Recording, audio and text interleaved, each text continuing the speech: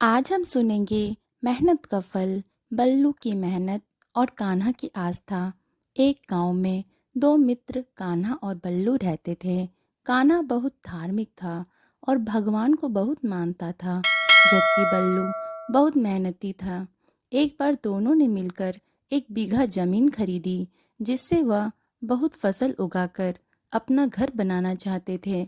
बल्लू तो खेत में बहुत मेहनत करता, लेकिन कान्हा कुछ काम नहीं करता, बल्कि मंदिर में जाकर भगवान से अच्छी फसल के लिए प्रार्थना करता। इसी तरह समय बीतता गया। कुछ समय बाद खेत की फसल पककर तैयार हो गई, जिसको दोनों ने बाजार ले जाकर बेच दिया और उनको अच्छा पैसा मिला। घर आकर बल्लू ने कान्हा को कहा कि इस धन का ज़्यादा हिस्सा मुझे मिलेगा, क्योंकि मैंने खेत में ज़्यादा मेहनत की है।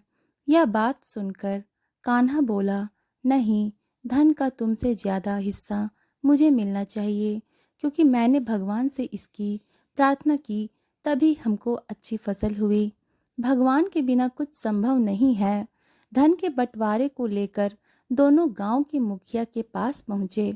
मुखिया ने दोनों की सारी बात सुनकर उन दोनों को एक बोरा चावल का दिया, जिसमें कंकड़ मिले हुए थे। मुखिया ने कहा कि कल सुबह तुम दोनों को इसमें से चावल और कंकड़ अलग करके लाने हैं, तब मैं निर्णय करूंगा कि इस धन का ज़्यादा हिस्सा किसको मिलना चाहिए। दोनों चावल की बोरी लेकर अपने घर चले गए। बल्लू ने रात भर जगकर चावल और कंकड़ को अलग किया। कान्हा चावल की बोरी को लेकर मंदिर में गया और भगवान से इसके लिए प्रार्थना की। अगले दिन सुबह बल्लू जितने चावल और कंकड़ अलग कर सका, उसको ले जाकर मुखिया के पास गया, जिसे देखकर मुखिया खुश हुए।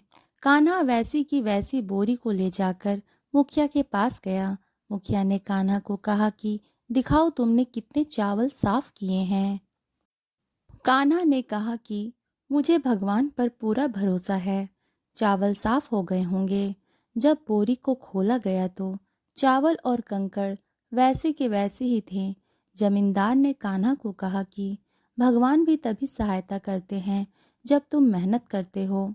इसके बाद कान्हा भी बल्लू की तरह खेत में मेहनत करने लगा और अब की बार उनकी फसल पहले से भी अच्छी हुई। तो मित्रों, इस कहानी से हमें यह सीख मिलती है कि हमें कभी भी भगवान के भरोसे नहीं बैठना चाहिए। हमें सफलता प्राप्त करने के लिए मेहनत करनी चाहिए।